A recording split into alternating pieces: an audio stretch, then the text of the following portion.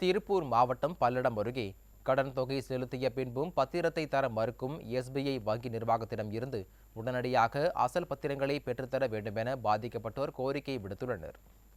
திருப்பூர் மாவட்டம் பல்லடம் அருகே கேத்தனூரில் உள்ள எஸ்பிஐ வங்கி கிளையில் விவசாயிகள் சிலர் கடந்த சில ஆண்டுகளுக்கு முன்பு தங்களது நிலத்தின் அசல் பத்திரங்களை வைத்து கடன் தொகை பெற்றதாக கூறப்படுகிறது.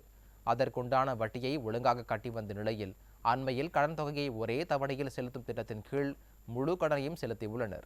கடன் தொகையை முழுமையாக பெற்றுக்கொண்ட வங்கி நிர்வாகம் அவர்களிடம் இருந்து பெற்ற அசல் பத்திரங்களை பல ஆண்டுகளாகியும் தராமல் உள்ளது. இதனால் ஆத்திரமடைந்த பாதிக்கப்பட்ட மக்கள் கேத்தனூரில் உள்ள எஸ்பிஐ வங்கி அலுவலகம் முன்பு போராட்டத்தில் ஈடுபடப் போவதாக அறிவித்தனர். இது பற்றி தகவல் அறிந்த பல்லடம் வட்டாட்சியர் இரு தரப்பினரையும் அழைத்து பேசிய போது வங்கி அதிகாரிகள் பத்திரம் எங்கோ தொலைந்து விட்டதாக கூறியுள்ளனர். இதனைத் தொடர்ந்து பாதிக்கப்பட்டவர்களிடம் பத்திரங்களை தருவதற்கு அந்த வங்கிக்கு வட்டாட்சியர் 2 நாட்கள் காலக்கெடு விதித்துள்ளார். பேங்கினுடைய சார்பில் ஒரிஜினல் பத்திரம் எனக்கு தேவைன்னு சொல்லி கொடுக்கணும்னு சொல்கிறாங்க. அவங்க இன்னும் 2 நாள் கழிச்சு ஒரிஜினல் பத்திரம் கொடுக்குறோங்கிறாங்க.